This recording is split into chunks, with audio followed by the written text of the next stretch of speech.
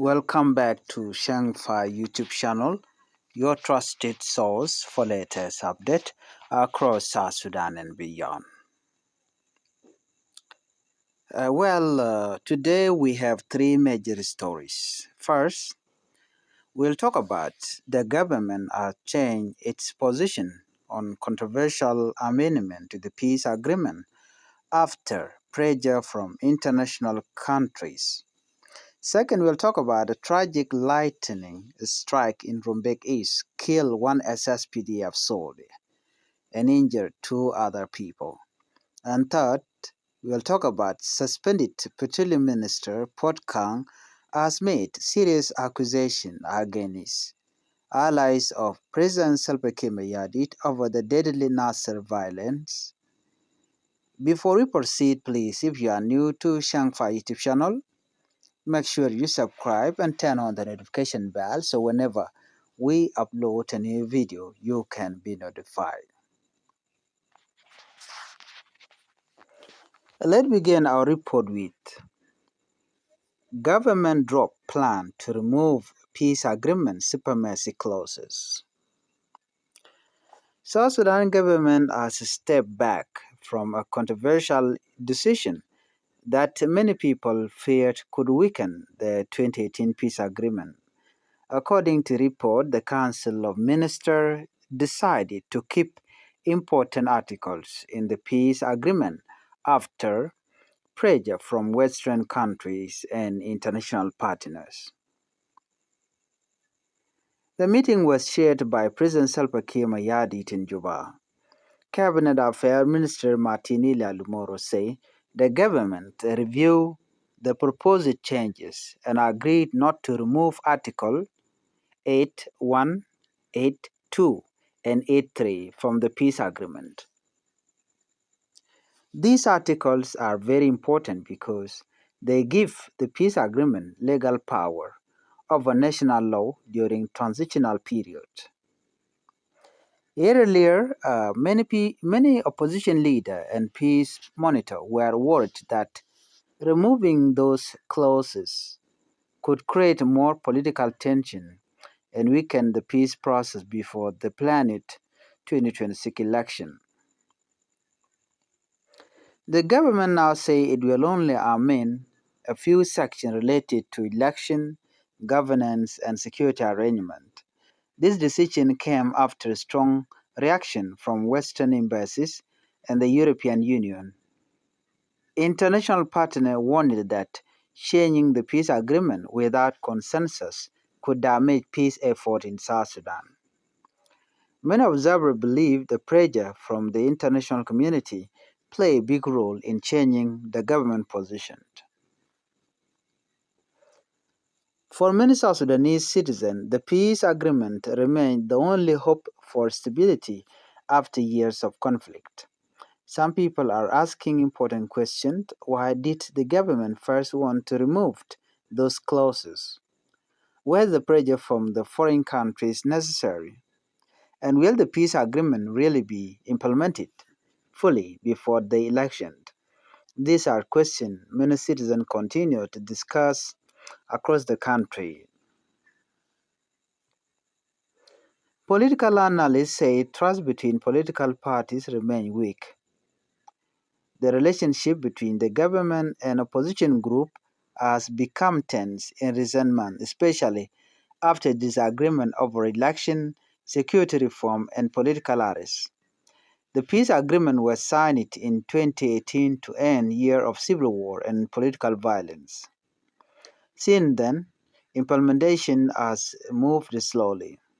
Several important parts of the agreement are still incomplete, including security arrangement and constitutional reform. Some opposition groups argue that elections should not happen before full implementation of the peace agreement. Others believe the country must move forward with election even if some challenges remain. This issue continues to divide political leaders. Meanwhile, ordinary citizens are mostly concerned about peace, security, and the economy. Many people say they are tired of political disputes and want leaders to focus on improving living conditions. South Sudan continued to face economic hardship, high food price insecurity in some areas, and humanitarian challenges. Many citizens hope political leaders will avoid action that could increase instability again. International observers are also closely watching development in South Sudan ahead of the planned election in December 2026. The coming month could become very important for the future of the country. Please, before we move on, if you are new to Shangfa YouTube channel, make sure you subscribe and turn on the notification bell so whenever we upload a new video, you can be notified. Let's look at our second top story. Lightning strike kill SSPDF soldier in Rumbek East. Now, let us move to Lake State, where a tragic incident shocked residents in Rumbek East County. A lightning strike killed one South Sudan People Defense Force soldier and injured two other people after bad weather hit the area. According to local residents, the lightning struck a tukul during heavy rain. The owner of the house say the entire shelter was burnt and many properties were destroyed. The people injured include a woman and a child. Residents described the incident as very painful and frightening. In many parts of South Sudan, lightning strikes during rainy season continue to cause death and destruction. Government living in rural area are often community living in rural area are often uh, because many homes are built with grass roofed and mud wall. During a strong storm, people usually remain inside these structure for safety, but lightning can still strike unexpectedly. Weather-related disasters are becoming more common in several parts of the country. Flood, storm, and lightning have affected communities in recent years. Local authorities often advise residents to seek safer shelter during severe weather conditions. However, many rural communities have limited access to strong building or proper emergency services. The death of the South Sudan People Defense Force soldier has also raised concern about safety conditions for soldiers stationed in remote areas. Some military camps and outposts lack proper infrastructure to protect personnel during dangerous weather. Citizens in the area express sympathy to the family of the deceased soldier. Others also call on authorities and humanitarian organizations to improve disaster. Natural disasters continue to affect vulnerable communities across South Sudan. In some places, people are already struggling with food shortages and displacement caused by conflict or flood. When disasters like lightning strike happen, communities become even more vulnerable.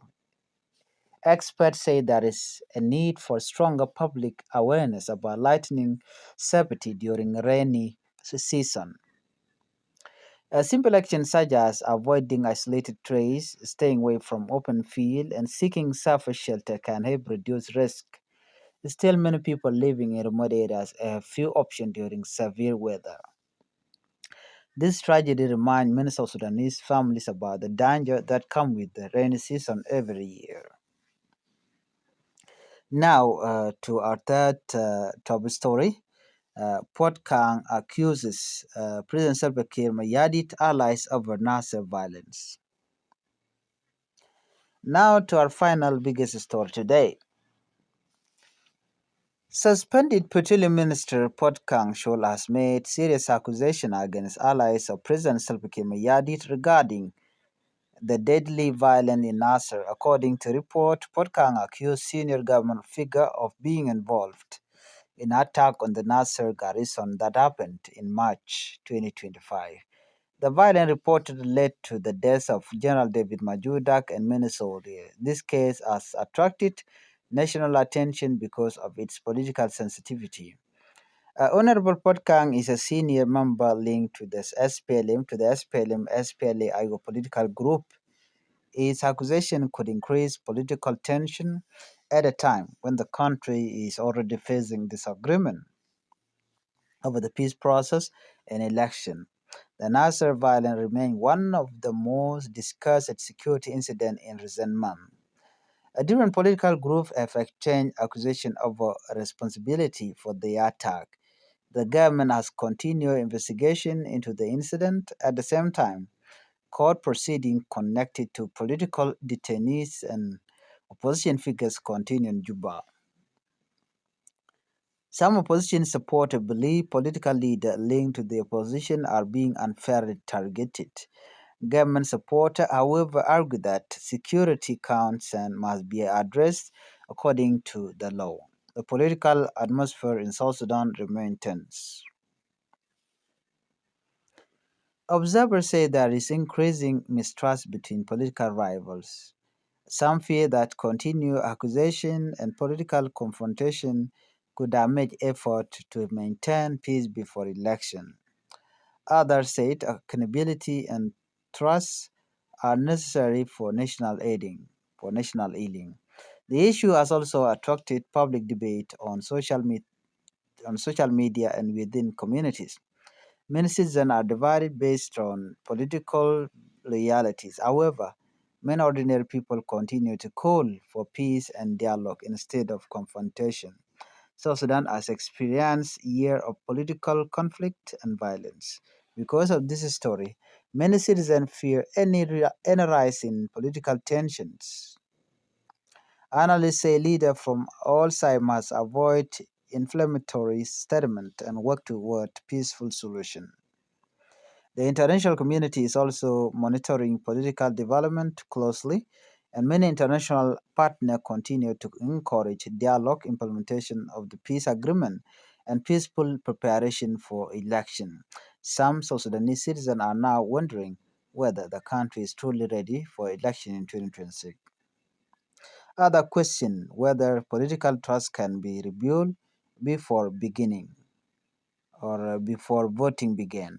These concerns remain very important as political tension continue. Please help the channel by subscribing, turn on the notification bell so whenever we upload a new video, you can be notified.